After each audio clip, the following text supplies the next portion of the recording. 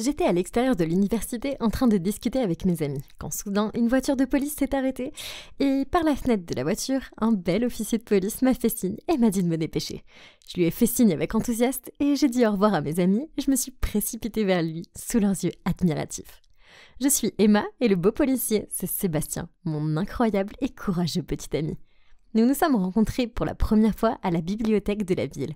J'y étais pour mes études et il cherchait des livres policiers. On a commencé à sortir ensemble et maintenant, 1 an plus tard, on est follement amoureux.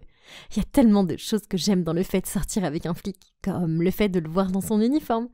Ça me rend toujours fière. Et je vais pas mentir, il a des abdos d'acier grâce à toutes ses séances d'entraînement. Et ça, j'adore. De plus, il y a des habitudes étranges et adorables. Par exemple, lorsque nous allons au restaurant ou au théâtre, il commence toujours par scanner les lieux pour vérifier s'ils sont sûrs. Mais même si c'est agréable d'être avec lui, il y a quelques points négatifs, comme ses horaires de travail imprévisibles, le jour, la nuit, les week-ends, tout ce que vous voulez, il le fait. Et quand on arrive enfin à planifier quelque chose, il reçoit parfois un appel d'urgence et doit me laisser tomber. C'était nul, surtout quand il s'agissait du mariage de ma sœur.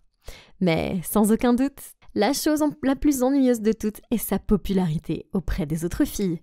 Elles sont comme des papillons de nuit autour de lui. Surtout sa collègue, Chloé. Une fois, Sébastien a emmené son collègue Brad alors que j'étais en train d'étudier. J'ai entendu la remarque de Brad. « Sébastien, je n'ai jamais pensé que tu finirais avec un rat de bibliothèque. Je pensais que tu finirais avec Chloé. Tout le monde peut voir que vous avez une forte connexion tous les deux. » Sébastien a essayé de rire et de dire que c'était absurde, mais la jalousie est montée en moi. Au moment où Brad est parti, j'étais vraiment bouleversée. Alors, j'ai emballé mes livres et je suis partie. Il m'a arrêtée et m'a demandé ce qui n'allait pas. Faisant de mon mieux pour ne pas pleurer, j'ai lâché. « Pourquoi tu n'es pas avec Chloé ? Tu passes tout ton temps avec elle. » Il a secoué la tête, a souri, puis a dit « Ignore Brad, c'est un plaisantin. » Et oui, je passe du temps avec Chloé, je travaille avec elle, mais c'est toi que j'aime, et tout le monde le sait. En fait, pourquoi tu n'emménages pas avec moi ? Comme ça, on pourrait passer plus de temps ensemble.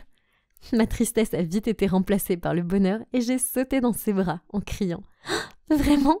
Ah oui, bien sûr !» J'étais tellement contente. J'ai emménagé quelques semaines plus tard et au début, vivre avec Sébastien était la meilleure chose qui soit. Mais au fil du temps, il y a eu des petites choses qui ont commencé à me tracasser. Par exemple, un jour, je discutais avec le nouveau voisin lorsque Sébastien est arrivé à la maison et a exigé d'une voix glaciale que je rentre à l'intérieur. Puis, il m'a dit sévèrement de ne jamais parler aux inconnus. Mais, voyons, je suis une fille naturellement bavarde et amicale qui aime parler aux gens et se faire de nouveaux amis. Je ne sais pas, je suppose que j'ai réagi de façon excessive. Je veux dire, il ne faisait que veiller sur moi, n'est-ce pas ?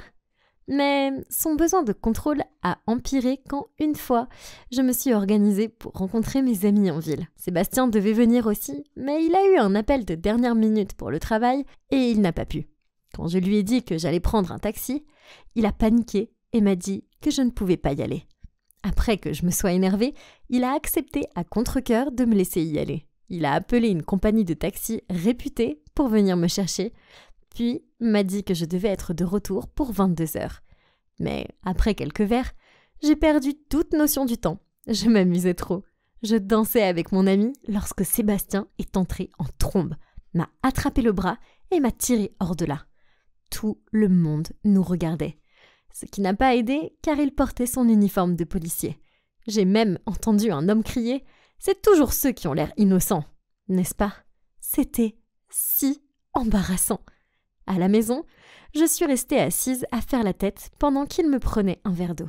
Quand il a essayé de me le passer, je me suis levée d'un bond et je lui ai crié « Tu es ridicule !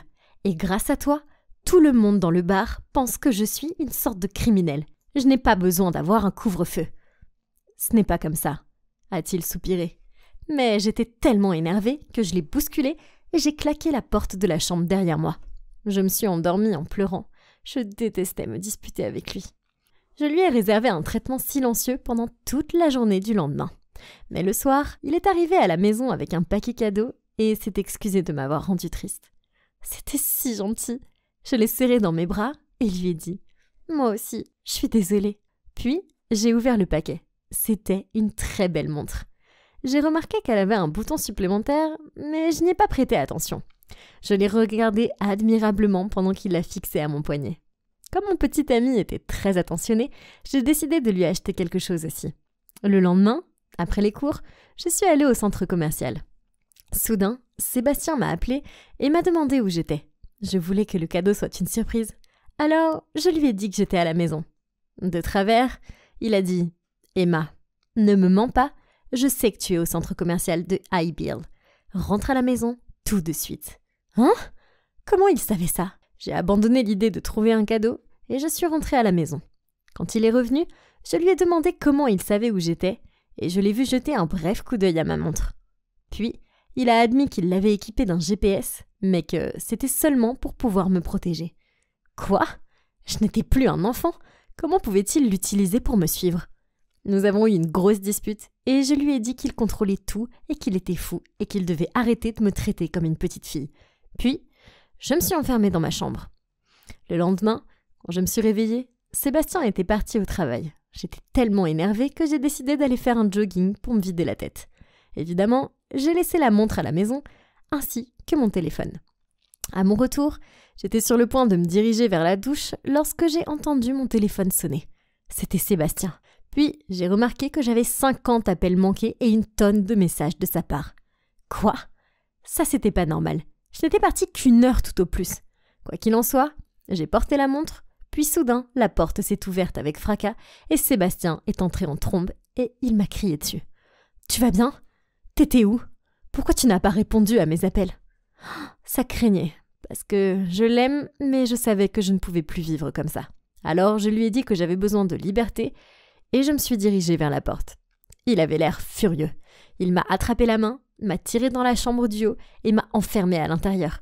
J'ai tapé sur la porte, je l'ai supplié de me laisser sortir. « Emma, crois-moi, c'est pour ton bien. Tu n'es pas en sécurité dehors. » Puis, j'ai entendu ses pas s'éloigner et j'ai su qu'il était parti. Je me suis mise en boule et j'ai pleuré jusqu'à m'endormir. Quand je me suis réveillée, il commençait à faire sombre dehors. J'ai cherché quelque chose dans la chambre pour m'aider et j'ai trouvé une échelle de corde. C'est l'avantage de vivre avec un flic préparé. Je l'ai utilisée pour sortir par la fenêtre, mais dès que j'ai atteint le sol, 2 hommes sont apparus. Puis le monde est soudainement devenu noir. Quand j'ai ouvert les yeux, j'ai réalisé que j'étais dans une pièce sombre et humide et que j'avais été attachée. Les 2 hommes étaient assis près de la porte et parlaient entre eux. J'ai commencé à paniquer. J'avais vu assez de films pour savoir que c'était grave. L'un des hommes m'a regardé et j'ai rapidement fermé les yeux. Mais c'était trop tard. Il avait vu que j'étais réveillée. Alors, il s'est approché et a dit « Ah, bon retour parmi nous, mon cœur. » Paniqué, j'ai demandé « Qui êtes-vous? Pourquoi moi ?» Il a ricané. « Ah oui, si seulement ton petit ami était là, on pourrait lui demander. » Puis il a décroché son téléphone et quelques secondes plus tard, j'ai entendu la voix de Sébastien sur l'autre ligne. « Bonjour, vous vous souvenez de moi? Il semble que nous ayons quelque chose qui vous appartient. » J'ai entendu la peur dans la voix de Sébastien. « Laissez-la partir. La mort de votre femme, ce n'était pas sa faute. C'est ta faute si elle est morte. Maintenant, c'est ton tour de perdre la femme que tu aimes. Alors viens ici seul, si tu veux encore voir son visage, et ne pense même pas à appeler des renforts. » Il a raccroché le téléphone, puis m'a dévisagé avant de donner un coup de pied dans le tonneau vide à côté de moi. J'ai fait un bond en arrière, et il a ri. C'était terrifiant. Peu de temps après, ils ont traîné un homme battu dans la pièce. « Sébastien! Oh non !» Sébastien a réussi à me regarder, à forcer un sourire et à bredouiller. « Ma fleur, ne t'inquiète pas, je suis là maintenant. » La bande a ri, puis il s'est arrêté devant Sébastien et a dit « Je pense que toi et moi, on a besoin d'une petite discussion. Appelons ça affaire d'homme. » Je sais que je devais trouver un moyen de l'aider. Mais quoi? C'est alors que j'ai baissé les yeux sur ma montre. Elle avait déjà le GPS. Alors peut-être que le bouton supplémentaire faisait quelque chose? J'ai lutté pour appuyer dessus, ce qui n'était pas facile avec des mains attachées. Croyez-moi, mais j'ai fini par y arriver. À ce moment-là, Sébastien était inconscient et j'ai commencé à sangloter. Je ne voulais pas le perdre, pas comme ça. L'homme a installé quelque chose à côté de lui. Oh non, c'était une bombe. Il a ricané. Il te reste 30 minutes pour dire au revoir à ton amoureux. Puis les hommes sont partis. J'ai appelé Sébastien en sanglotant pour lui dire combien je l'aimais. Je pensais sincèrement qu'on allait tous les deux mourir là, et regarder le compte à rebours vers notre perte, c'était le pire sentiment qui soit. Soudain, la porte s'est ouverte. Au début, j'ai pensé que ces hommes étaient de retour, Mais Brad et son équipe se sont précipités, ont vu la bombe et nous ont rapidement sortis de là, Sébastien et moi. J'ai été poussée au sol juste avant qu'il y ait un gros boum et la maison a explosé. Sur le chemin de l'hôpital, Chloé m'a tout expliqué. Il s'agissait d'une affaire criminelle délicate qui s'est déroulée l'année dernière. Sébastien avait enquêté sur un groupe de trafiquants de drogue, mais un accident s'était produit et la femme du chef du gang est tombée accidentellement du bâtiment et est morte. Ils ont arrêté la plupart des dealers, mais certains se sont enfuis, dont le chef de gang. Puis, récemment, Sébastien avait reçu d'eux des images de moi en dehors de l'université et de notre maison, et il a pris ça comme une menace pour ma sécurité. Eh bien, ça a expliqué tout le contrôle et le comportement bizarre de Sébastien. Je me suis sentie si mal d'avoir mal jugé Sébastien. C'était l'homme le plus doux, le plus courageux, et je l'aimais tellement. Je suis restée à ses côtés pendant qu'il se rétablissait à l'hôpital. Et un jour, il a finalement ouvert les yeux, m'a regardé et a murmuré « Voilà ma petite fleur ». Je l'ai serré dans mes bras. Doucement, bien sûr. C'était un tel soulagement de savoir qu'il allait s'en sortir. Le gang est toujours en liberté, quelque part, mais j'espère qu'ils vont bientôt les attraper. Je m'inquiète un peu, mais ça ne fait rien, car je sais que Sébastien est là pour me protéger. Après tout, c'est mon héros d'action dans la vie réelle, et je sais qu'avec lui à mes côtés, on peut tout surmonter. Ce shift était ennuyeux. Alors que je tendais les 2 cafés à la fille, je ne pouvais m'empêcher de rêver à ce que j'allais manger pour le déjeuner. « Excusez-moi, pourquoi cette attitude ?» La fille semblait agacée.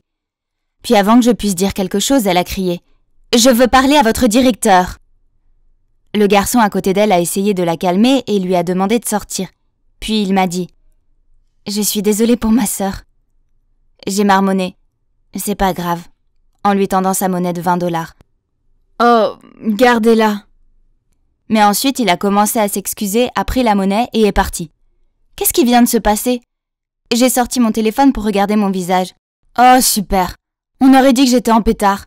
Et tout ça parce que je me demandais si je devais prendre des pâtes ou un sandwich. Eh bien, pour être honnête, ce qui vient de se passer n'était pas nouveau pour moi.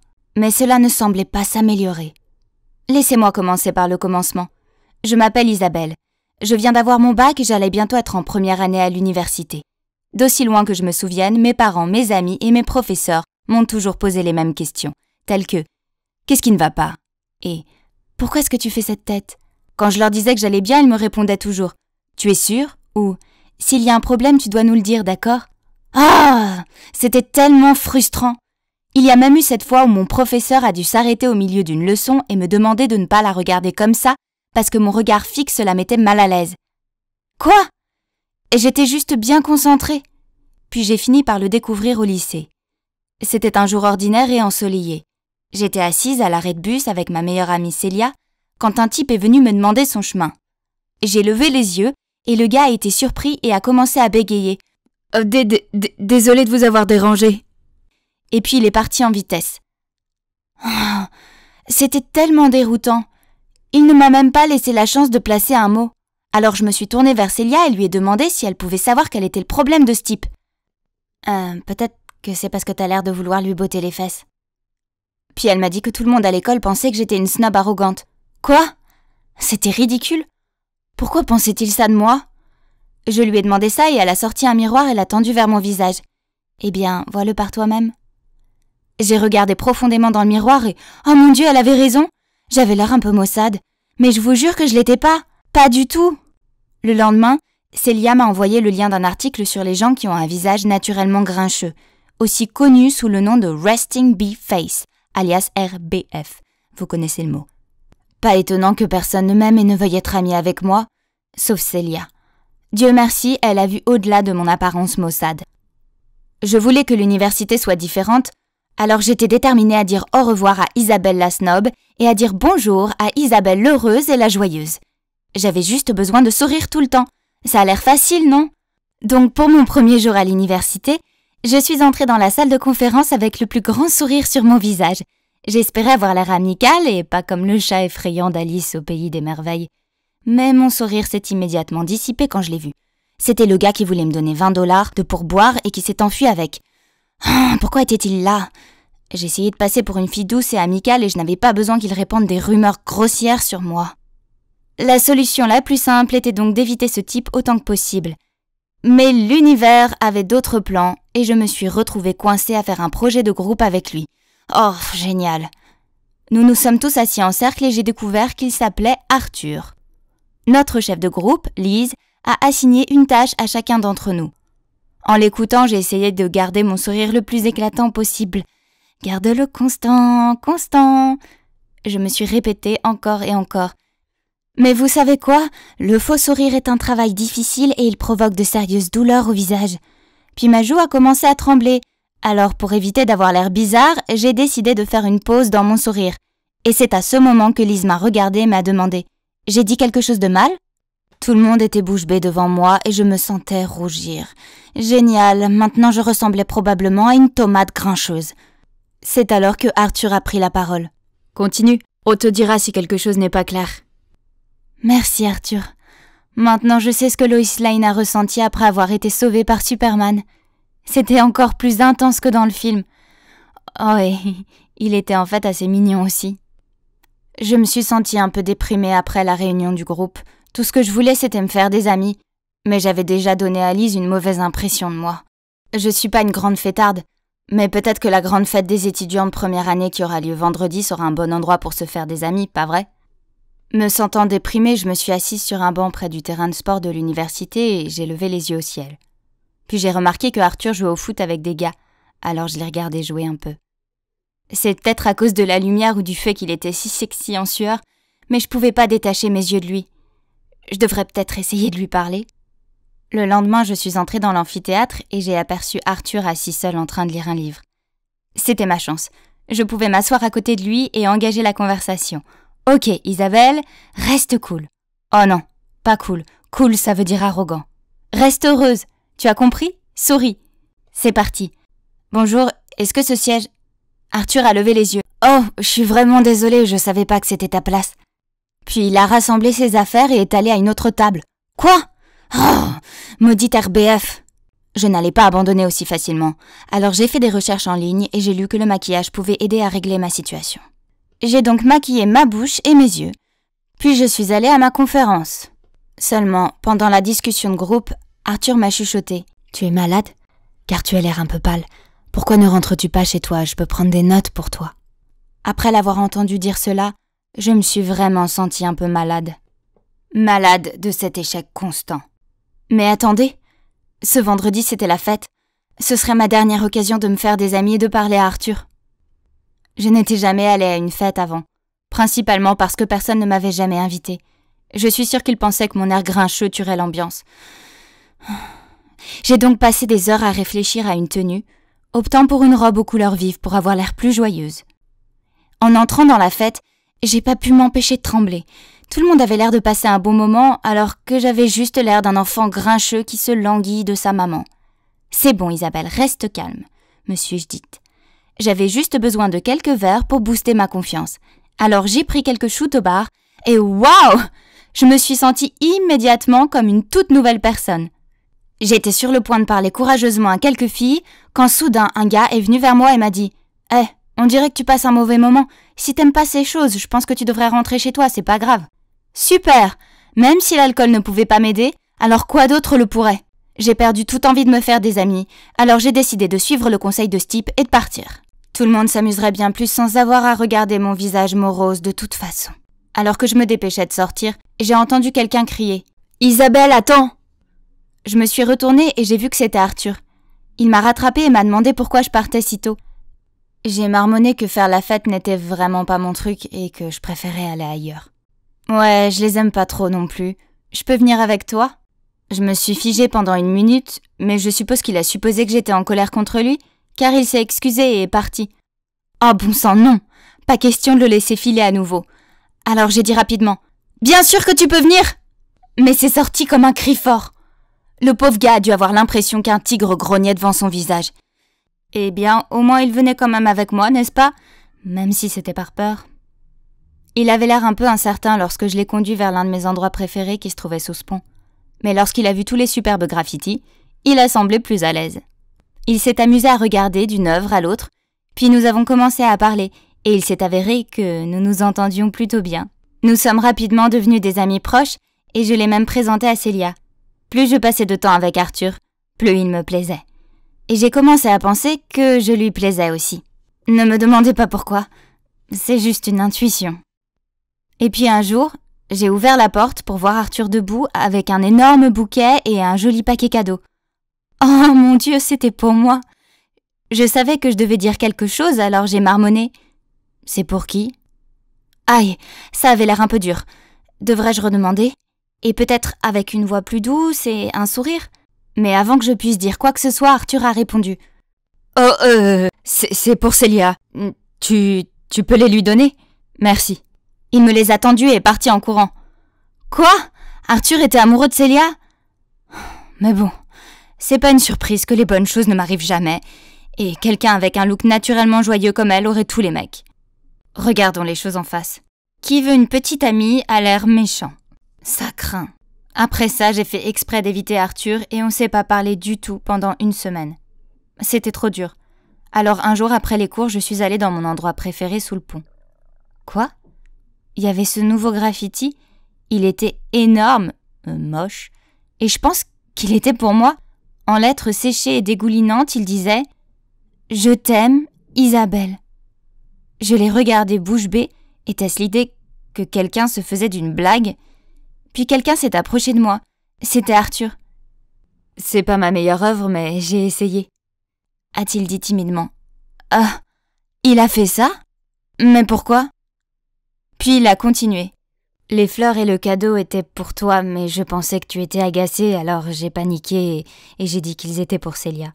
Alors après, je l'ai appelée et je lui ai dit la vérité et elle m'a dit que tu m'aimais bien aussi. » Voilà qui explique les regards bizarres que Célia me lançait. J'allais vraiment lui toucher un mot plus tard. Tu sais, j'ai dessiné ça il y a une semaine. Je t'ai suivi tous les jours après l'université. Pas de manière effrayante, je voulais juste être là quand tu le verrais pour la première fois. Et waouh, ça en valait vraiment la peine. Puis il m'a fait le plus beau des sourires et m'a pris dans ses bras. Oh waouh, ce gars savait comment faire fondre une fille. Et vous savez quoi? Je souriais et je le forçais pas. Donc ça y est, on est devenu un couple officiel. Il s'avère qu'il se fiche que j'ai une RBF ou non, car il a pris le temps de découvrir la vraie moi. Il ne faut jamais juger un livre à sa couverture, car on peut passer à côté de la meilleure aventure qui soit. Donc, si cette fille ou ce gars a l'air un peu malheureux, alors peut-être que vous ne devriez pas juger qu'ils sont arrogants et maussades, et leur donner à la place une chance. Madame, je suis désolée de vous informer de ça, mais selon nos informations, Julie Edelstone a été signalée morte il y a 2 ans après avoir disparu dans la forêt, a déclaré le secrétaire. Quoi? Ça ne peut pas arriver. Mais c'est mon nom, et je suis clairement toujours en vie. C'était une erreur de malade. Je leur ai demandé de vérifier à nouveau, mais ils continuaient à dire la même chose. J'avais disparu depuis si longtemps que ma famille pensait que j'étais morte. L'accident avait été assez fou, alors je me sentais confuse. Je veux dire, qu'est-ce que je faisais dans une forêt au Cambodge en premier lieu? J'ai essayé de me souvenir, mais je ne me rappelais de rien. Heureusement, des villageois locaux m'avaient trouvée dans une fosse de pierrage et m'ont aidé à me rétablir. Sinon, je serais vraiment morte. J'ai alors demandé aux personnes de l'ambassade de m'aider à appeler mon mari et ma sœur. Il y avait clairement eu un gros malentendu et je voulais réparer cela par la suite. Mon Dieu, l'attente me tuait. La secrétaire a essayé, mais elle a dit « Désolée madame, nous ne pouvons joindre aucun de ces numéros. » C'était incroyable. J'étais coincée dans un pays étranger, sans pièce d'identité, sans contact avec des proches et on m'avait signalée comme étant morte. Mais en un éclair, j'ai réalisé que je pouvais emprunter le téléphone de quelqu'un pour joindre mes connaissances via les médias sociaux. Dès que la secrétaire m'a prêté le sien, je suis allée directement sur le profil de mon mari. Mais j'étais tellement abasourdie que j'ai failli lâcher le téléphone quand j'ai vu sa dernière mise à jour. Il venait d'annoncer que mes funérailles avaient lieu la semaine suivante. Oh mon Dieu, que se passait-il? Comment cela pouvait-il être réel? J'ai continué à faire défiler son profil et j'ai vu que ma sœur avait posté un vieux selfie avec lui disant « Jacob, je sais que c'est un moment difficile, mais je suis toujours là pour toi. On va traverser ça ensemble. » Attends, qu'est-ce qu'elle voulait dire? Premièrement, je n'étais pas vraiment morte. Allô? Mais aussi, je sais que ma sœur avait des sentiments pour Jacob. Est-ce qu'elle a supposé qu'elle pouvait juste être avec lui maintenant qu'elle pensait que j'étais morte? Quelle traîtresse! Nous étions si proches. Sûrement, elle ne me traiterait pas comme ça. Je devais rentrer à la maison et régler ça une fois pour toutes. J'ai demandé à l'ambassade de m'aider à prendre l'avion pour rentrer chez moi, sans en informer ma famille à l'avance. Je voulais leur faire part de ma surprise. Croyez-le ou non, le jour où je devais arriver chez moi était le jour de mes funérailles. Quelle coïncidence, n'est-ce pas? Je me suis rendue directement au lieu des funérailles, déguisée bien sûr. Je portais un énorme chapeau noir et des lunettes de soleil pour cacher mon visage, et je me suis assise tout au fond pour que personne ne me remarque. Il y avait tellement de gens là-bas, ma famille, mes amis, et même mes partenaires commerciaux. C'était tellement bizarre. Et puis, j'ai vu Jacob. Il avait l'air épuisé. J'avais envie de courir vers lui et de lui crier « Je suis en vie! Tu peux être heureux à nouveau !» Mais alors ma sœur Clara est apparue et a pris son bras et lui a murmuré quelque chose à l'oreille. Et je me suis figée. Ils avaient l'air proches. Beaucoup trop proches. Et puis, j'ai remarqué que les gens autour de moi chuchotaient. « Oh, ça peut pas être si grave. La compagnie d'assurance lui versera un joli penny pour la mort de Julie. » Et une autre dame a dit « Pas seulement ça, mais une femme plus jeune et plus jolie aussi, à ce qu'il paraît. » J'avais envie de vomir. Jacob et Clara se faisaient des câlins maintenant. Tout ça me donnait l'impression que mon existence n'avait aucun sens, que personne ici ne se souciait vraiment de moi. Je ne pouvais pas regarder ma sœur et mon mari une seconde de plus. J'ai couru dans la rue et j'ai continué à marcher jusqu'à ce que je ne puisse plus marcher. Puis j'ai trouvé un motel où rester. Le lendemain matin, je me suis faufilée à la maison après que mon mari soit parti au travail. J'avais besoin de récupérer certaines de mes affaires et d'avoir de l'argent. C'était tellement bizarre d'être à la maison. Tout était pareil, mais j'ai remarqué qu'aucune de mes affaires ne traînait plus. Puis, je l'ai repérée. Une grosse boîte dans le coin. J'ai couru pour l'ouvrir et à l'intérieur, il y avait toutes mes affaires. J'ai tremblé en prenant la photo de mariage qui était sur notre table de nuit. Je veux dire, j'étais à peine introduite dans la tombe et déjà Jacob avait mis tout dans un carton. C'était presque comme s'il ne voulait pas attendre pour me virer de sa vie. Aouh! Je voulais sortir de là. Alors, je suis allée rapidement dans notre chambre pour prendre de l'argent et des vêtements. C'est alors que j'ai découvert un secret choquant qui m'a fait tomber par terre. Alors que je sortais mes vêtements de l'armoire, un étrange morceau de papier en est tombé. Et devinez quoi? La première ligne qui a attiré mon attention disait « Le plan de mort de Julie ». C'était un croquis montrant le chemin menant à une chute d'eau et des preuves implantées le long du chemin. Oh mon Dieu! C'était ça! Je connaissais cette chute d'eau. Elle était assez proche de l'endroit où j'ai eu l'accident. Alors Jacob avait-il orchestré ça? Il était malade dans sa tête. Qu'est-ce que je lui avais fait pour mériter ça? Je devais sortir de là pour me vider la tête. Mais quelque chose a attiré mon attention au kiosque à journaux. C'était Clara en première page du journal dans un article sur la façon dont elle allait diriger la société à la place de notre grand-père. Il y avait une photo de Clara et Jacob à l'inauguration. Et regardez comme ils étaient heureux. Ils ne semblaient pas du tout bouleversés par ma mort. J'avais envie de déchirer le journal. Mais attendez, pourquoi mon grand-père aurait-il abandonné son poste? Il ne l'avait jamais mentionné. Il aimait son travail. Cela n'avait pas l'air normal. J'ai donc rapidement pris un taxi pour aller chez lui afin de découvrir ce qui se passait. Quand je suis arrivée, j'étais tellement choquée.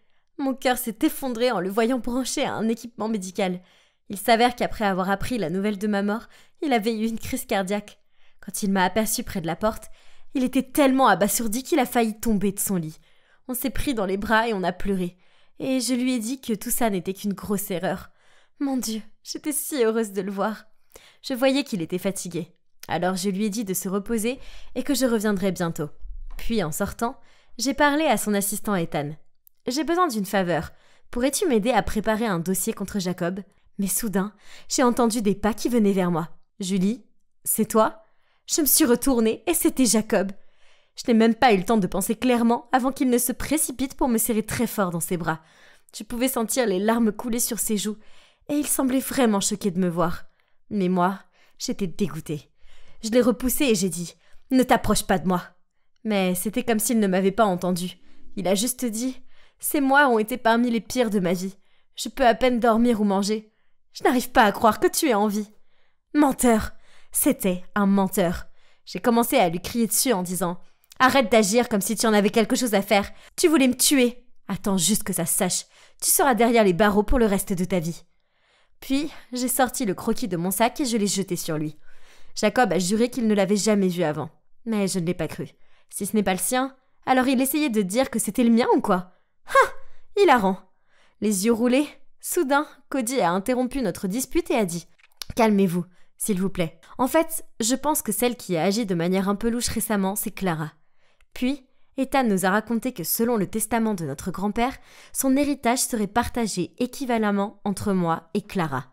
Cependant, c'est moi qui devais être à la tête de l'entreprise. Clara avait découvert et s'était disputée avec notre grand-père. Et puis, peu de temps après mon accident, sa santé s'était détériorée. Au lieu de le laisser pleurer ma mort, Clara avait insisté pour qu'il transfère l'entreprise à son nom afin qu'elle puisse s'occuper de tout. Puis Jacob a dit « Julie, c'est Clara qui a organisé notre voyage. Et puis, tu as soudainement disparu. Je t'ai cherché au Cambodge pendant des semaines, mais Clara m'a persuadée de rentrer à la maison parce que ton grand-père était très malade. Puis, la police a scellé l'affaire et Clara n'arrêtait pas de dire de déposer ton certificat de décès. Je n'aurais pas dû l'écouter. Je suis tellement désolée. Arrête de blâmer les autres pour tes problèmes. » J'ai grogné contre Jacob. Mais à l'intérieur de mon cœur, j'avais l'impression que je ne pouvais pas respirer. Pourquoi ma sœur me ferait-elle ça? Et puis, j'ai entendu la voix de Clara. Et pour le prouver, Jacob nous a dit à Ethan et moi de nous cacher. Puis, il est allé vers elle et a dit « Clara, à propos de la mort de Julie. » Avant que Jacob ait pu finir sa phrase, elle lui a fait un grand sourire et a passé son bras dans le sien. Maintenant que ces funérailles sont terminées, rien ne nous empêche d'être ensemble, n'est-ce pas? Jacob a forcé un sourire. Puis Clara a ri et a dit « Oh allons, ne sois pas triste. Ma sœur jalouse ne te méritait pas.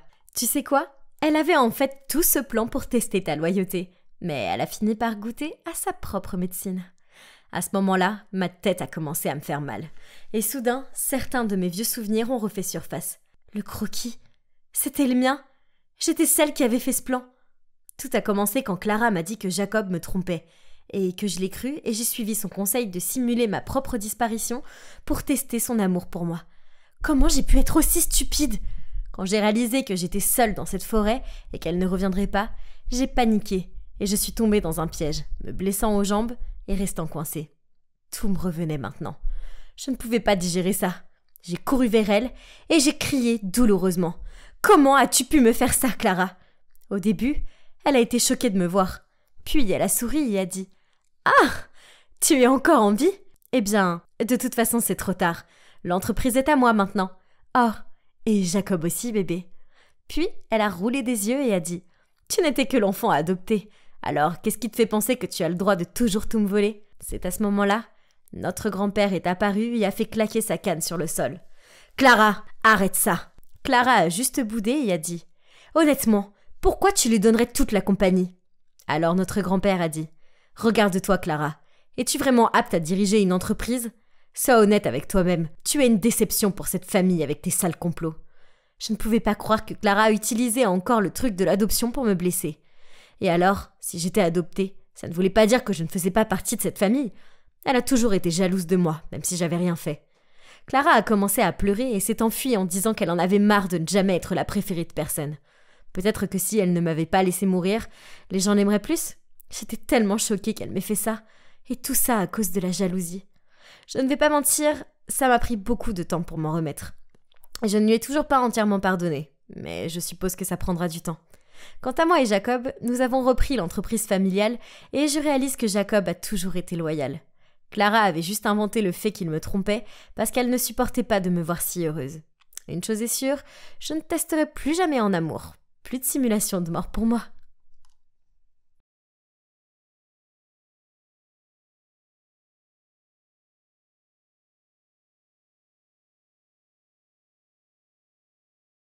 Alors qui connaît la réponse à cette question ? Demande l'enseignant. Toute la classe était silencieuse, les élèves regardaient leur bureau et se grattaient la tête. Soudain, une main se lève. Oui, c'était moi, juste moi. En fait, la physique est ma matière préférée, donc la question posée au tableau ne m'a pas déconcerté et j'ai donné une réponse détaillée. Le professeur a eu l'air surpris, puis elle m'a souri et a dit « On dirait que nous avons Einstein en herbe parmi nous ». Toutes ces louanges étaient un peu embarrassantes. De plus, j'ai remarqué que toutes les filles de la classe me regardaient avec des yeux admiratifs. Pendant ce temps, j'ai entendu un garçon chuchoter « D'où vient ce robot ?» J'ai inconsciemment jeté un coup d'œil à Viviane. Elle était assise dans un coin de la classe et elle était même bouche bée devant moi. En croisant mon regard, elle a immédiatement fait la moue et détourné les yeux. Le reste de la journée, j'ai continué à impressionner mes professeurs et mes camarades de classe. En littérature anglaise, j'ai récité un vers de Twelfth Night. Et en mathématiques, j'ai écrit la formule de pi au tableau. Être intelligent a ses avantages. Et c'était bon d'être reconnu pour mon intelligence. J'avais déjà été recruté dans le club de physique et l'équipe de quiz. Et finalement, cette nouvelle école n'était pas si mal. Je m'appelle Adam, et si vous n'avez pas vu la première partie de mon histoire, je vous conseille d'aller la voir. Donc, je suis dans cette école d'élite uniquement parce que ma sœur Charlotte se marie avec un homme riche et âgé qui s'appelle Julian. Et puis, il y a Viviane, la fille de Julian. Je ne l'ai pas encore tout à fait cernée, mais elle a l'air d'avoir des problèmes. Comme premier jour, le mien a été un succès, alors je souriais en marchant vers l'arrêt du bus. Soudain, une fille m'a attrapé et m'a tapé sur l'épaule. « Salut, je suis Lila, on est dans la même classe. » « Salut Lila, moi c'est Adam. » Je lui ai souri. « Tu es tellement doué pour... eh bien tout, a-t-elle gloussé. Alors j'aime la physique aussi, je pense que nous devrions étudier ensemble un jour. » Elle s'est mordie la lèvre en faisant tourner une mèche de ses cheveux autour de son doigt. « Oui, bien sûr. » Soudain, un coup de coude m'a distrait. Viviane. Elle est passée devant nous en titubant, puis s'est retournée vers moi et a fait la moue. Voyant cela, Lila a roulé les yeux et s'est exclamée « Cette fille est une vraie plaie, je te conseille de ne pas t'approcher d'elle. » J'ai acquiescé aux paroles de Lila, mais j'ai gardé les yeux sur Viviane. À ce moment-là, bump, Viviane avec sa tête si haute et sa démarche arrogante a heurté un nerd qui marchait en regardant son téléphone. J'ai grimacé en la voyant tomber sur lui et son téléphone a été projeté et s'est écrasé en touchant le sol. Elle a rougi et s'est relevée en courant, a sorti frénétiquement l'argent de son portefeuille et l'a glissé dans la main du garçon, puis s'est enfuie en courant. Ouh, quelle fille audacieuse! Lila s'est moquée. Pensez que l'argent de papa résout tout. Quelle ignorante! Soupirant, je n'ai pu que lui donner un haussement d'épaule en entendant ces mots, puis j'ai rapidement trouvé des excuses pour attraper mon bus. Cette nuit-là, je regardais Miss Buster à la télé dans le salon quand j'ai vu Charlotte sortir en courant de la salle de bain en criant. Sa peau était couverte de plaques rouges et elle criait qu'elle avait des poils de chien sur sa serviette. À ce moment-là, Viviane est passée devant nous. Elle a regardé Charlotte de haut en bas, puis a souri et a dit « Oh mon Dieu, notre modèle ressemble à Omar aujourd'hui !» Charlotte était tellement en colère qu'elle a réussi à devenir encore plus rouge. « Viviane, comment oses-tu? Attends un peu !» Après ça, Charlotte a fait irruption dans le bureau et a traîné Julian dans le salon. « Oh mec, c'était vraiment sérieux cette fois. Julian, regarde-moi, je suis hideuse et c'est la faute de cette enfant malveillante. » A-t-elle pointé du doigt une Viviane toujours souriante. « Ces tours sont inacceptables. » Elle lui a secoué le bras vigoureusement puis a tapé du pied sur le sol.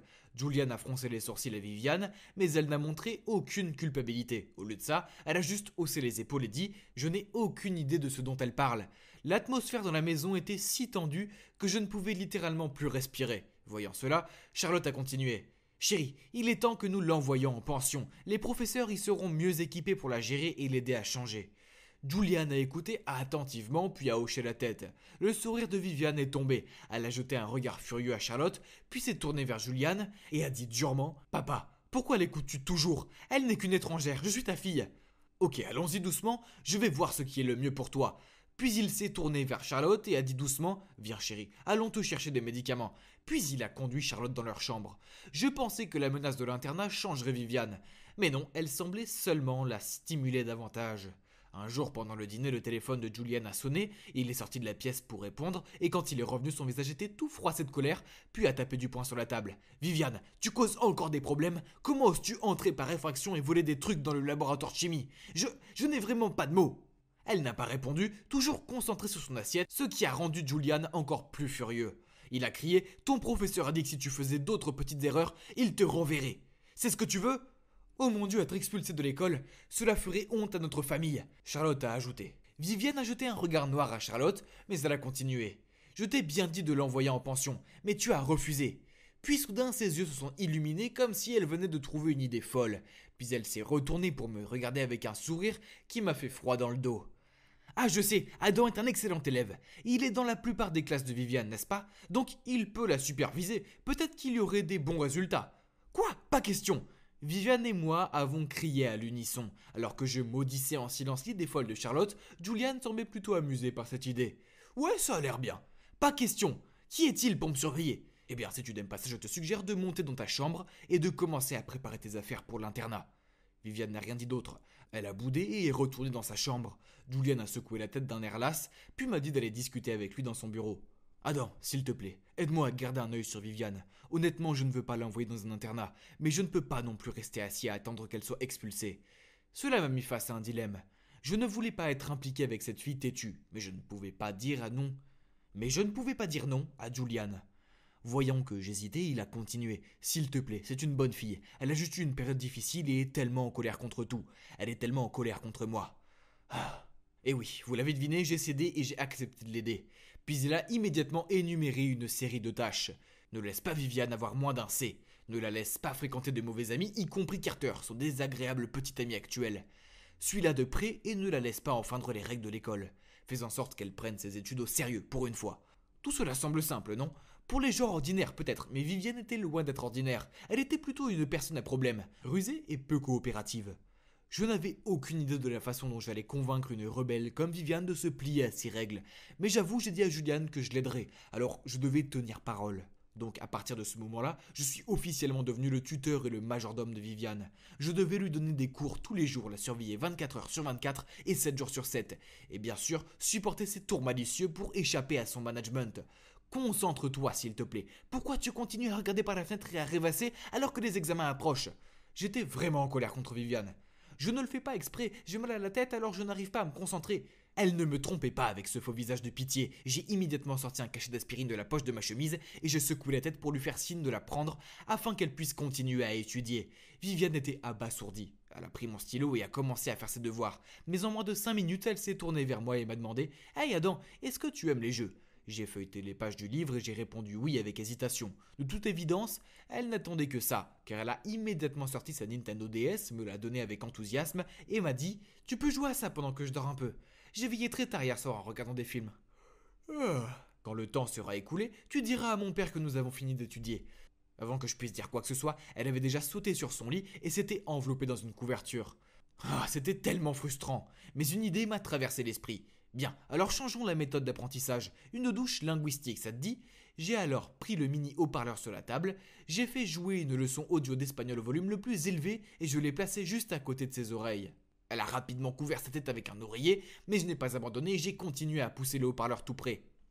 Après s'être roulée dans le lit pendant un moment, elle a finalement reconnu sa défaite et le visage contrarié est retourné au bureau et a dit « Bon, arrête cette torture immédiatement s'il te plaît. Tu veux que je m'assoie ici et que j'étudie, n'est-ce pas ?» J'ai croisé les bras et souri de satisfaction. Ah, cette fille qui n'est pas si facile à gérer.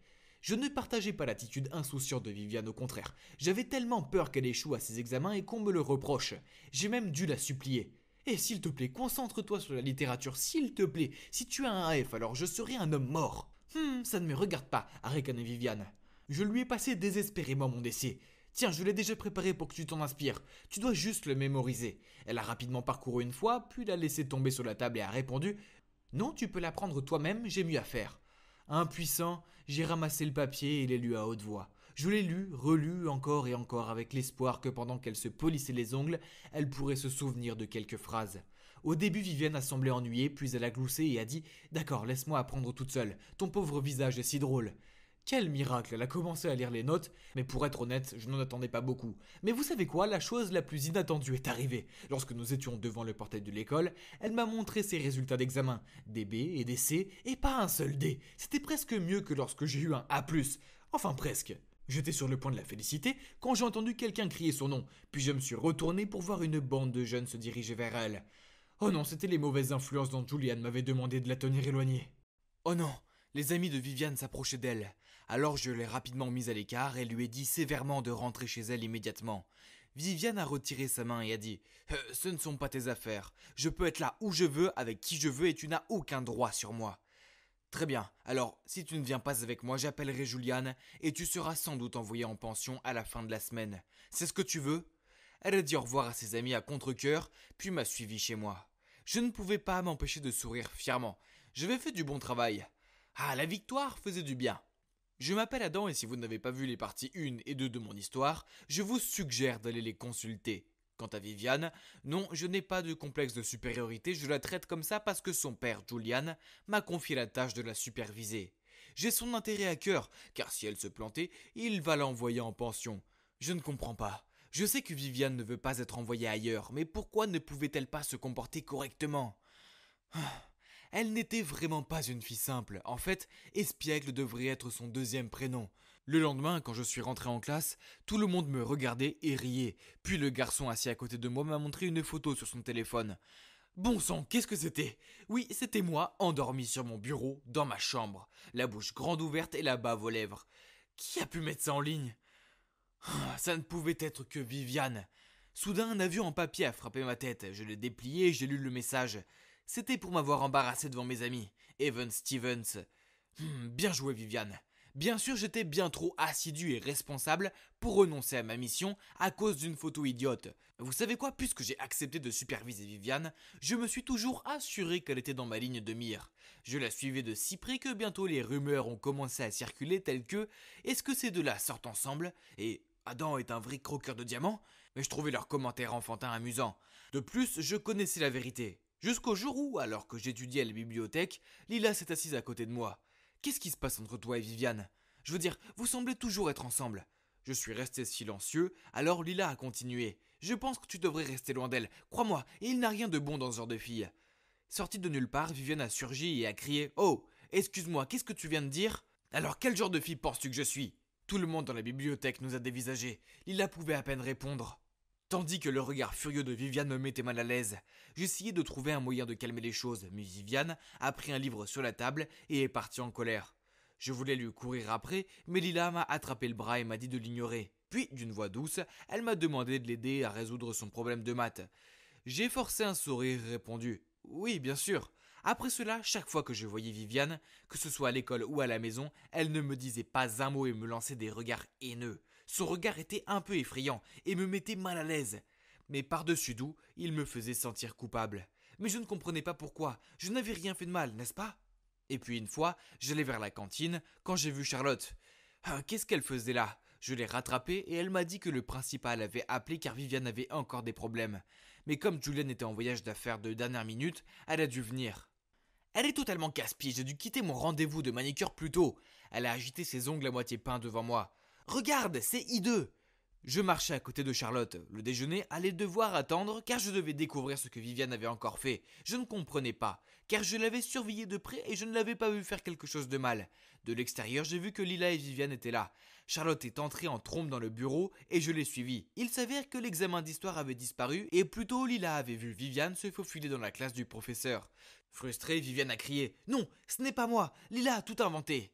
Mais le principal ne l'a pas cru et s'est obstiné à dire que Viviane l'avait fait. Il a également dit que Lila était une élève exemplaire et qu'il n'y avait aucune raison pour qu'elle invente cela. « C'est fini, tu es renvoyé !» a déclaré le directeur. J'ai regardé Viviane avec inquiétude et on aurait dit qu'elle était sur le point de pleurer. Juste à ce moment-là, Charlotte a pris la parole. « Avez-vous d'autres preuves que les paroles de cette fille? Comment pouvez-vous accuser Viviane comme ça, quand votre seule preuve est la parole d'une autre élève? Je ne pense pas que ma fille soit ce genre de personne. » Viviane a levé les yeux vers Charlotte, les yeux écarquillés. Après avoir discuté pendant un moment, le directeur a finalement changé d'avis sur l'expulsion de Viviane et a décidé que cela nécessitait une enquête plus approfondie. Ouf, je me suis senti soulagé. Alors que nous sortions de là, Viviane a regardé maladroitement Charlotte et a dit « Merci » et s'est enfuie. C'était étrange de la voir se comporter de façon si timide, mais je suppose que ce que Charlotte a fait était important pour elle, car après cela, elles ont cessé de se chamailler. Charlotte n'a rien dit à Julian de ce qui s'était passé, et Viviane a même demandé à son amie de s'occuper de son chien pendant un moment pour que Charlotte puisse se reposer de ses éternuements. C'était agréable de ne pas vivre dans une zone de guerre. Mais surtout, cette version de Viviane était, très mignonne. C'était un samedi soir et je jouais sur la PS5 dans le salon quand Viviane est apparue. Waouh, elle était bien habillée et elle avait l'air vraiment bien. À plus tard, loser, je vais à un rencard avec Carter, m'a-t-elle dit en me faisant un signe de la main.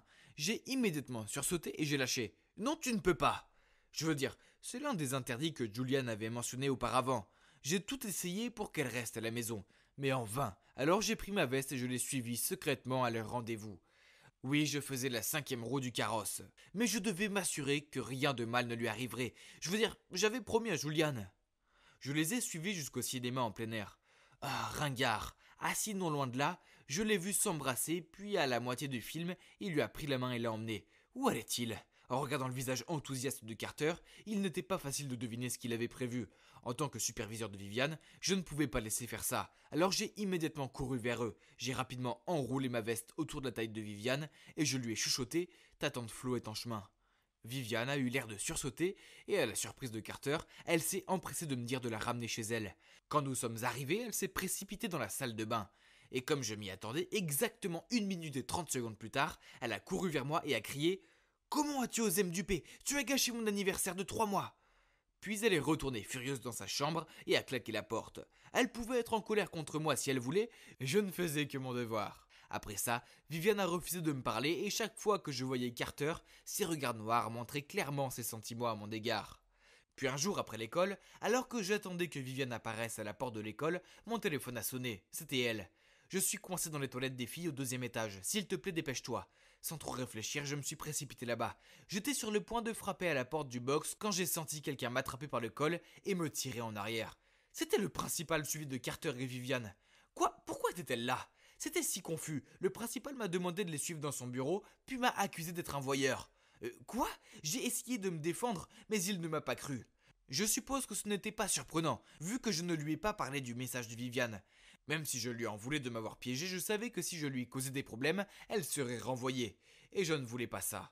Non seulement ça craignait beaucoup que tout le monde me prenne pour un voyeur, mais en plus j'ai été suspendu pour le reste de la semaine. Je suis resté dans ma chambre à me morfondre et je me suis forcé à étudier. Mais je n'arrivais pas à me concentrer sur quoi que ce soit, pas même sur la physique. C'était affreux. Alors que je réfléchissais, j'ai entendu frapper à la porte. Je l'ai ouverte et j'ai vu Viviane qui se tenait là. Super, maintenant elle était là pour remuer le couteau dans la plaie. Peu importe à quel point tu me détestes, tu n'aurais pas dû me piéger comme ça. Cela pourrait affecter mon avenir. Je suis allé fermer la porte, mais elle l'a arrêté avec son pied. Attends, j'ai de bonnes nouvelles pour toi, m'a-t-elle souri. Tu peux retourner à l'école demain. C'était la faute de Carter, donc tu es tiré d'affaire. J'ai regardé Viviane avec étonnement et je lui ai demandé si c'était vrai. Dès qu'elle a hoché la tête, je l'ai immédiatement serrée dans mes bras. Quelques secondes plus tard, j'ai eu l'impression de réagir de façon excessive. Alors je l'ai lâchée et je me suis gratté la tête timidement.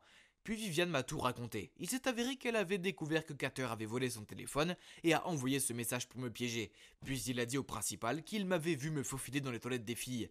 Viviane lui a fait avouer, mais elle a secrètement enregistré la conversation et l'a envoyée au principal. Donc je n'étais plus suspendu. Quel soulagement. Les gars, je suis vraiment reconnaissant à Viviane. Mais ensuite, je lui ai demandé « Mais Carter est ton petit ami ?» Non, j'ai décidé que j'avais dépassé le stade des mauvais garçons. À la place, je veux quelqu'un d'attentionné et de gentil. Elle m'a fait un sourire. Eh bien, c'était il y a quelques mois. Et bien que Viviane soit toujours fougueuse et têtue par moments, elle prend ses études plus au sérieux maintenant. L'atmosphère dans notre maison est plutôt bonne, ce qui rend ma vie tellement plus facile. Et vous savez quoi? Viviane et Charlotte vont même faire du shopping ensemble. Et je dois aller porter leurs affaires. Ah. Oh, et si vous vous demandez ce qu'il en est de Viviane et moi, je suppose qu'une rebelle et un bon élève peuvent s'entendre après tout. Je suppose que nous devrons juste attendre et voir ce qui va se passer. J'étais assise à la réception avec une poche de glace sur la tête, attendant que ma mère vienne me chercher. Ah, cette stupide balle perdue pendant l'éducation physique. Ah, elle était là, glamour comme toujours. Elle s'est précipitée vers moi et m'a serrée dans ses bras pour vérifier que j'allais bien. Puis elle m'a conduite hors de là et le long du couloir. Un groupe d'adolescents s'est arrêté net et nous a regardés bouche bée. L'un d'eux a même sifflé comme un loup.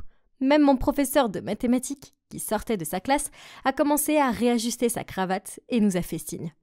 Non, ces réactions n'étaient pas pour moi. Elles étaient pour ma mère. Elle est juste trop belle pour être perturbée par la façon dont les hommes agissent autour d'elle.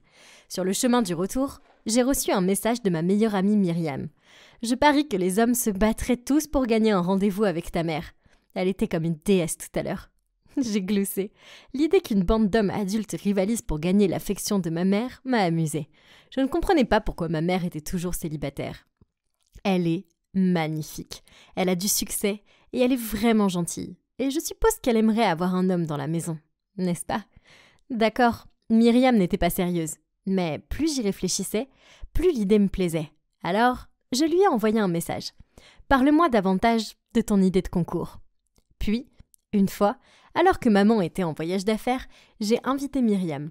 Nous avons passé toute la soirée à publier les auditions en ligne et à distribuer des prospectus dans toute la ville. Très vite, les candidatures ont afflué. Oh mon Dieu, certains étaient beaux, mais d'autres, oh oui, ne l'étaient pas du tout. Supprimés, définitivement. Nous avons tout préparé pour passer des heures à passer au crible tous les candidats. Il fallait être strict, car l'élu devait être parfait comme le prince Paris pour correspondre à une femme comme ma mère, dont le nom est en fait Chloé. Finalement, nous avons réduit la liste à 10 candidats et nous les avons invités à participer au premier tour. La forme physique est importante, n'est-ce pas? Du moins, c'est ce que Myriam dit. Alors nous avons installé un parcours du combattant dans le parc local. Tous les gars sont venus, y compris Monsieur Swanson, mon professeur de sport. C'était gênant. Mais bon, je suppose que c'était un homme beau et fort physiquement. Tout d'abord, ils ont dû faire un tour complet du terrain en courant, car l'endurance était importante. Ensuite, ils devaient soulever des poids de 120 livres, soit le poids de ma mère. Elle avait vraiment besoin d'un homme qui puisse la soulever par-dessus l'épaule, comme ils le font dans les films. Oh mon Dieu, les regarder s'échauffer, c'était hilarant. Un homme s'est montré dans une combinaison lycra et a commencé à faire des jumpy jacks, et un autre gars faisait des mouvements bizarres de karaté. Ils ont tous terminé la partie course, enfin, à peu près, mais certains d'entre eux ont eu du mal à soulever les poids, y compris Monsieur Swanson, qui était devenu rouge vif et gémissait. Myriam et moi avons couvert nos bouches pour retenir nos rires. Adieu, Monsieur Swanson. C'était pour avoir été méchant avec nous en cours de gym. À la fin du premier tour, nous avons éliminé 3 hommes. Dommage, car ils étaient beaux. Passons au deuxième tour. Ce n'est pas qu'une question de muscles, les cerveaux sont aussi importants. C'est pourquoi Myriam et moi avons passé 2 jours à noter toutes les questions de notre quiz « Qui veut être le petit ami de ma mère ?» Ma mère mérite un homme qui sait tout. Nous avons installé une rangée de chaises de taille enfant dans le jardin, puis nous avons marché le long de la ligne et leur avons posé des questions. Soudain, un homme s'est levé et a dit furieusement aux autres « Pourquoi laissons-nous des enfants nous tester comme ça ?» Puis, il est parti en trombe. Myriam a chuchoté « Pas étonnant, vraiment. Je l'ai vu se gratter la tête quand il a entendu les questions. » Nous avons ensuite éliminé ceux qui avaient le score le plus bas, ne laissant que 5 candidats potentiels pour passer à la 3e épreuve. Ce soir-là, j'étais sur le point de prendre quelque chose à manger. J'ai vu ma mère debout dans la cuisine. Elle était rentrée plus tôt que je ne le pensais. Elle regardait la pile de profils sur la table avec des tampons in et out dessus. Confuse, elle m'a demandé « Zara, qu'est-ce que ça veut dire ?»« Maman, nous pensons que tu te sens seule depuis longtemps. Alors Myriam et moi faisons un concours pour te trouver un homme. » J'ai fait mon plus beau regard de chiot. En fait, demain, c'est le 3e jour. Ce serait parfait si tu pouvais te joindre à nous pour l'entretien. S'il te plaît. Maman m'a lancé un regard noir et a secoué la tête. Mais j'avais continué à insister jusqu'à ce qu'elle soupire et dise « Bien, je viendrai. » J'ai hurlé de joie et je l'ai serré dans mes bras. C'est parti pour le 3e round, l'étape de l'interview. Myriam et moi avons posé les questions pendant que maman, la reine Chloé, regardait depuis son trône. Chloé. Le premier, Louis, a fait un signe à maman et a dit « Chloé, tu me reconnais ?» Ma mère a juste souri poliment. Il s'est avéré que Louis avait un gros béguin pour ma mère depuis qu'ils étaient tous les 2 au lycée. Puis, quand Myriam lui a demandé de nous raconter son talent, il l'a ignoré et a dit à maman « Oh Chloé, je n'ai jamais cessé de t'aimer. Tu te souviens de l'époque où nous… » J'ai crié, l'interrompant. « Pas assez impressionnant. Suivant. » Le deuxième s'est avancé. Hugo. Oh, il portait un costume et semblait être un gentleman. Peut-être que vous ne me reconnaissez pas. Hugo a pris la parole. Le sourire de ma mère a disparu. Je suis Hugo, le chef du département d'ingénierie de votre entreprise. Hugo devait avoir le béguin pour ma mère depuis longtemps, mais elle ne savait sûrement pas qu'il existait. Sa performance de talent a été d'aider à réparer 2 ordinateurs défectueux dans ma maison. Utile, mais honnêtement, c'était pas très impressionnant. En plus, le fait qu'il soit le collègue de ma mère était gênant. Dès que le 3e, Noé, est entré, maman s'est levée avec surprise. « Chloé, tu me manques tellement !» a-t-il dit sincèrement. Maman m'a immédiatement fait signe de l'éliminer, en montrant un X devant sa poitrine. Puis, s'est levée et est entrée. Il a été révélé que Noah était son ex-petit ami de l'époque de leur université. Ok, sale type. Le suivant était tellement rêveur qu'on aurait dit qu'il appartenait à un boys band. Myriam et moi, nous sommes serrés les mains, contentes. « Salut, je suis Léon. Ravie de vous rencontrer, mesdames. » Le sourire de Léon nous a totalement fait fondre. Myriam et moi, je ne sais pas si vous le savez, mesdames, mais j'habite dans cette rue. Sérieusement ? Comment ai-je pu ne pas remarquer un voisin aussi beau que lui ? Il a ensuite sorti sa guitare et a joué une chanson. Oh mon Dieu, ce type mérite d'avoir des A. Mais il n'avait que 21 ans. C'était beaucoup plus jeune que maman. Adam était le dernier de tous, très beau et gentil. Pour son talent, il nous avait fait des petits gâteaux. Ces délices sont spécialement faits pour vous, charmante dame, a-t-il souri. Oh, comme c'est mignon. Finalement, Myriam et moi, nous nous sommes assises ensemble et avons discuté de nos options. Eh bien, le résultat a été assez évident. J'ai annoncé avec enthousiasme « Nous avons pris notre décision. Mon nouveau papa, le prince élu de Paris pour ma maman, Chloé, la championne, et Adam. » Il avait l'air ravi et a souri à ma mère. Mais ma mère a gardé son sourire poli et est restée silencieuse. Ouais, c'était génial. J'ai enfin eu un père. En plus, celui-là fait de la super bouffe. J'étais impatiente pour leur premier rendez-vous. Laissez-moi vous dire que le rendez-vous s'est déroulé à merveille. Adam nous a emmenés, ma mère et moi, dans un restaurant chic en ville. Il a tiré les chaises pour nous, a commandé la nourriture qu'il pensait que nous aimerions, puis il a commencé à nous raconter les histoires les plus cool qui soient. C'est vraiment un gentleman. Si j'avais un petit ami, j'en voudrais un comme lui. Après avoir terminé, j'ai traversé la rue pour acheter une glace et je les ai surpris en train de s'embrasser. Parfait, on dirait que tout s'est bien passé. Oh, Adam, je pouvais déjà l'imaginer comme membre de la famille. Ce soir-là, maman s'est assise à côté de moi pendant que je textais et regardais la télé. « Zara, je suis heureuse de voir que tu t'es amusée ces derniers jours. » Je fredonnais, toujours en train d'envoyer des textos. « Mais ça ne t'a jamais traversé l'esprit que ce que tu as fait était pour toi et pas pour moi ? » « Pardon ? J'ai travaillé dur pour la rendre heureuse et elle pouvait me dire ça ?» J'ai quitté le téléphone des yeux et je l'ai regardé fixement. « Chérie, tu as seulement choisi l'homme que tu préfères. C'est ton choix, pas le mien. J'apprécie ce que tu as fait. Et les relations ne sont pas aussi simples que ça. » J'ai levé mon téléphone en larmes et je l'ai secoué en disant que j'avais déjà invité Adam ce week-end pour qu'il m'apprenne à cuisiner. Maman a souri. « Pas de problème. Adam et moi avons déjà parlé et décidé de rester amis. Donc le plan de ce week-end reste le même. » J'ai baissé la tête et je me suis excusée auprès d'elle. Maman avait raison. J'avais choisi mon préféré sans tenir compte de ses sentiments. Mais oui, ce n'était pas si mal, car après cela, Adam a continué à venir la plupart des week-ends, m'a emmené faire les courses avec lui et à cuisiner pour nous. Il m'a appris à cuisiner et à faire des gâteaux. Et on a même discuté des garçons loufoques de mon école. Sérieusement, si ce Richard veut avoir une chance avec une jolie fille comme notre Zara, alors il devrait être plus fort. Adam a dit pendant que ses mains continuaient à cuisiner gracieusement. Ouais, Richard, brûlé. En parlant d'être brûlé, ouch. Oui, c'était moi qui venais de me brûler dans le four en pensant à tout ça. Adam s'est précipité, a gardé ma main jusqu'au robinet et l'a passée sous l'eau froide. Oh mon Dieu, il était si attentionné et prévenant, contrairement aux gamins de mon âge. Bientôt, c'était mes 16 ans. Et bien sûr, Adam était le chef pour le dîner. Maman et Myriam ont juste eu à allumer les bougies d'anniversaire. Puis en regardant Adam à travers la lumière des bougies, j'ai su que je ne pouvais plus me mentir. J'étais amoureuse de lui. J'ai passé des jours à planifier la meilleure confession pour lui. Seulement, avant que je puisse lui dire ce que je ressentais, maman m'a dit « Adam vient de m'appeler pour me dire qu'on lui a proposé le poste de chef cuisinier à New York. Il part la semaine prochaine. » Quoi ? Non ! Pourquoi ? C'était Adam le premier amour de ma vie. C'était tellement injuste. Nous n'avons pas eu la chance de le voir jusqu'au jour de son voyage. Maman et moi sommes allés à l'aéroport pour le voir partir. Je ne pouvais pas supporter de le voir partir, alors j'ai causé mes yeux sur le sol pendant qu'il était toujours en train de discuter avec ma mère. « Zara, utilise ce que je t'ai appris pour prendre soin de ta mère, d'accord ?» Adam m'a fait un clin d'œil et m'a tapoté la tête. Je ne pouvais plus me retenir. J'ai éclaté en sanglots. Je l'ai serré dans mes bras et j'ai sangloté. « Adam, je t'aime. S'il te plaît, ne pars pas. Ne me quitte pas.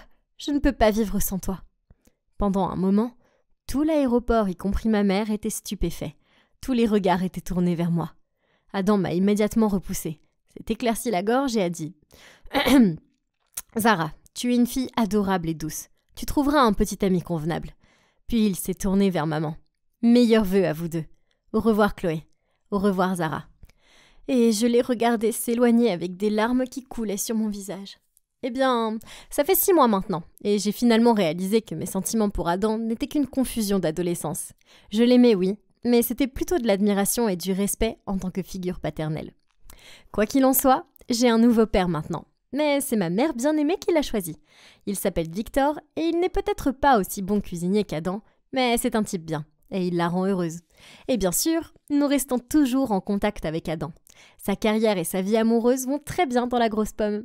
J'ai appris la leçon. La vie est pleine de choix, certains bons et d'autres moins bons. Mais parfois, même si nous le voulons, nous ne pouvons pas choisir à la place des autres. Nous devons simplement respirer profondément et les laisser faire leur propre choix. Le lycée a commencé et ça se passe plutôt bien. Je vois actuellement un garçon très mignon en cours de maths. Pour être honnête, les mecs de mon âge ne sont pas si mal. Myriam se débrouille plutôt bien, elle aussi, puisqu'elle sort maintenant avec le musicien Léon, et qu'elle aime l'accompagner lorsqu'il donne des concerts. Quelle fin heureuse pour tout le monde, n'est-ce pas? J'étais sortie faire mon jogging de l'après-midi et j'ai décidé d'emprunter un nouveau chemin. Soudain, j'ai vu un énorme manoir de style européen et je me suis arrêtée pour le contempler. Les murs étaient couverts de mousse et honnêtement, c'était assez sinistre.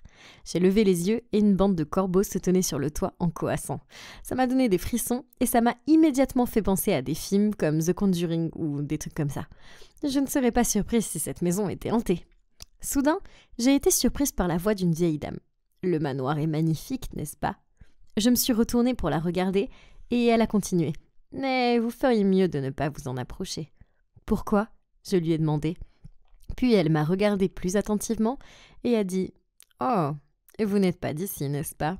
Je lui ai dit que je venais du Minnesota, mais que mes parents avaient dit que je pouvais passer l'été ici avec ma tante.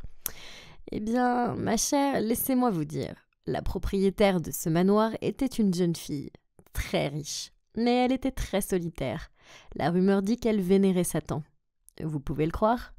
Je lui ai demandé « Alors, où est-elle maintenant ?»« Oh, elle a mystérieusement disparu il y a des années, et la maison a été abandonnée depuis, » a répondu la dame.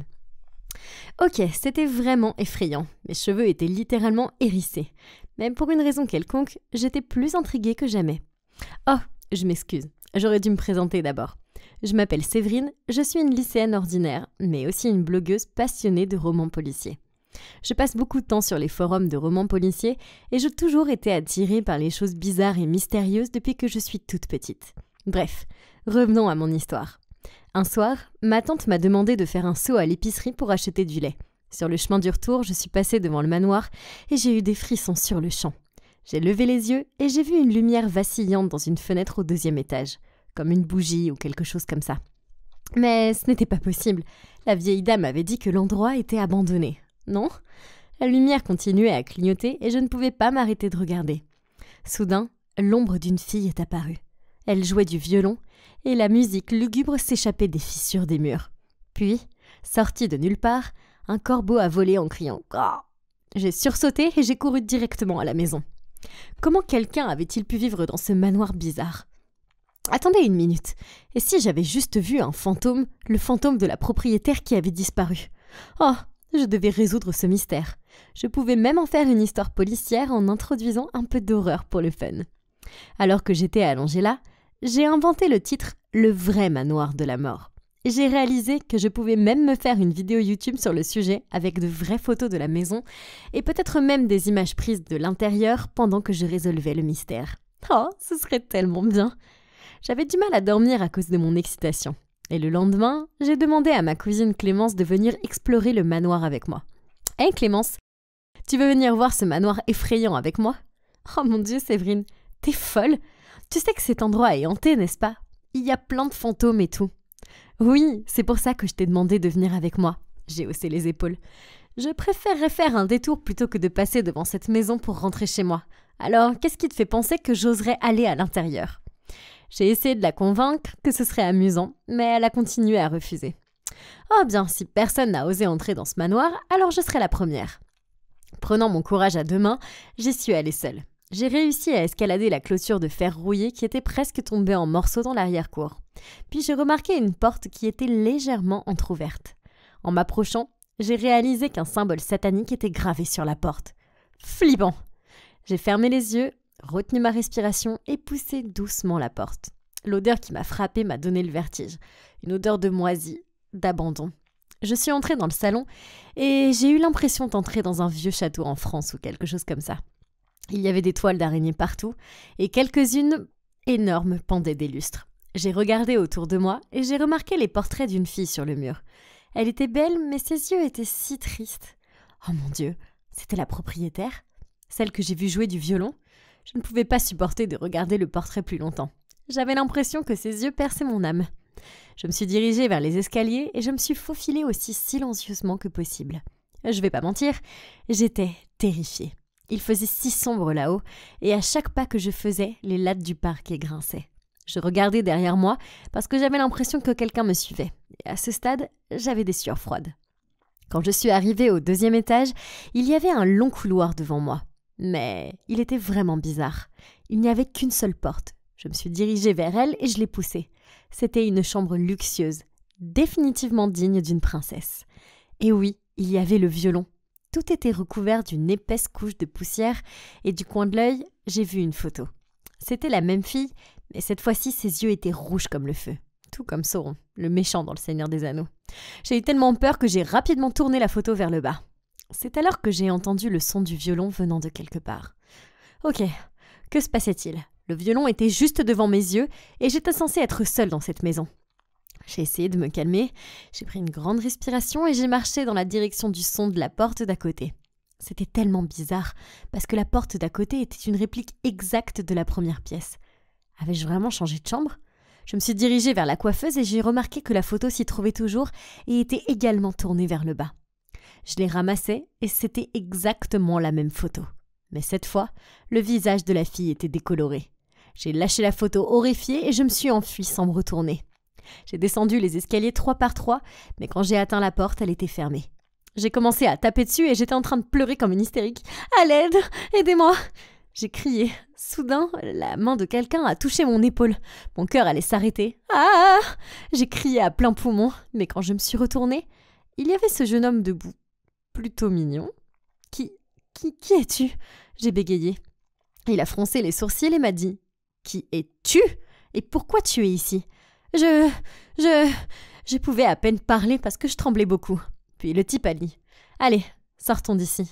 Tu as l'air horrifié. » Puis il a sorti une clé et a ouvert la porte. « Es-tu un fantôme ou quelque chose comme ça ?» J'ai bégayé.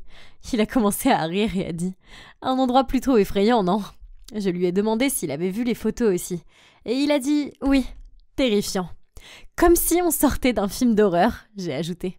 Exactement, le décor parfait pour un film d'horreur. Je l'ai regardé confuse.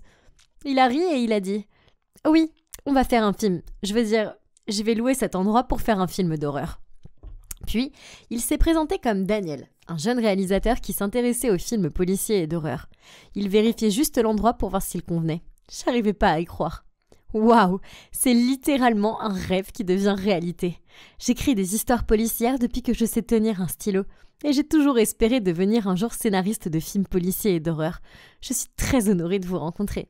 Je m'appelle Séverine, au fait. Puis Daniel a répondu. Tout le plaisir est pour moi. C'est une industrie plutôt excitante. J'adorerais lire certains de vos articles un jour. Je ne pouvais pas m'empêcher de sourire. Puis soudain, une autre personne est apparue. Daniel l'a présenté comme Victor, un membre de son équipe de tournage. Mais comparé à l'amabilité de Daniel, Victor était sérieux et intimidant. Daniel pouvait voir que j'étais nerveuse. Alors il a ri et a dit « Victor a été très stressé, donc il a l'air un peu grincheux, non ?» J'ai juste souri timidement et demandé à Daniel si je pouvais avoir son numéro. En rentrant chez moi, je n'arrivais pas à croire à quel point je me sentais heureuse. Qui aurait cru qu'une aventure aussi effrayante se transformerait en une opportunité épique ? J'ai tout de suite envoyé un texto à Daniel pour lui dire que j'aimerais en savoir plus sur son film. Et je dois admettre que j'ai peut-être eu un léger coup de foudre pour lui. Il était si mignon. J'ai continué à vérifier mon téléphone, mais il ne m'avait pas répondu. C'était tellement décevant. Mais quelques jours plus tard, il m'a invité à prendre un café. J'étais si excitée et, sérieusement, nous avons passé un excellent moment. Il a même proposé de me raccompagner chez moi. Quand je suis montée dans la voiture, il m'a dit de fermer les yeux. Oh, peut-être qu'il allait m'embrasser. J'étais tellement nerveuse. Mais soudain, quelque chose m'a frappé le visage et je n'ai plus rien su. Quand je me suis réveillée, je me suis retrouvée dans une sorte d'entrepôt, les mains et les pieds attachés et la bouche scotchée. Oh mon Dieu, j'avais été kidnappée ? Où était Daniel ? Soudain, j'ai entendu un bruit dehors. J'ai regardé par la fenêtre et j'ai vu Daniel et Victor se parler. Quoi ? Ils avaient planifié ça tous les deux ? Mais pourquoi ? Un moment plus tard, Victor est parti et Daniel s'est approché de moi et a retiré le ruban adhésif de ma bouche. J'ai commencé à crier « Pourquoi tu me fais ça ?» Puis Daniel a dit « Écoute, je ne vais pas te faire de mal, je te le jure, mais il y a quelque chose que je dois te dire. » Il a alors avoué qu'il était membre d'une organisation criminelle appelée Iron Gloves. Sa bande opérait depuis le manoir et donc tout, depuis l'histoire de la mystérieuse fille disparue, le fantôme jouant du violon, les photos étranges a été inventé par eux. Et ils ont fait ça pour que personne n'ose s'approcher de leur quartier général. Selon les règles du gang, tout étranger qui pénétrait dans le manoir était tué pour protéger le secret du groupe. Victor m'avait vu entrer et l'avait signalé au chef. Donc Daniel avait été forcé d'exécuter la mission. Mais il ne voulait pas le faire. C'est pourquoi il a prétendu m'avoir kidnappé. Mon Dieu, c'était beaucoup à digérer. Il m'a demandé de partir tout de suite, mais j'étais inquiète pour lui. Il m'a dit « Ne t'inquiète pas, je voulais partir depuis longtemps, et j'ai un plan. » 2 ans plus tard, je suis une étudiante de première année se spécialisant dans l'écriture de scénarios. C'est tellement excitant de poursuivre ma passion, mais je pense toujours que cet été chez ma tante a été l'un des meilleurs. Terrifiant, mais excitant. Oh, et quant à Daniel, après que nous ayons discuté dans l'entrepôt, il m'a laissé partir et j'ai rapidement emballé toutes mes affaires chez ma tante et pris l'avion pour rentrer chez moi. Quelques semaines plus tard, j'ai vu un article qui disait qu'il s'était rendu et que la police avait arrêté le gang des Iron Gloves. Maintenant, Daniel est en prison, mais il sera bientôt libéré. J'ai le sentiment qu'au fond, c'est un type bien. Et j'espère que j'aurai la chance de le rencontrer à nouveau et de mieux connaître le vrai Daniel. Qui sait, son expérience de la vie réelle pourrait m'aider à écrire une histoire géniale.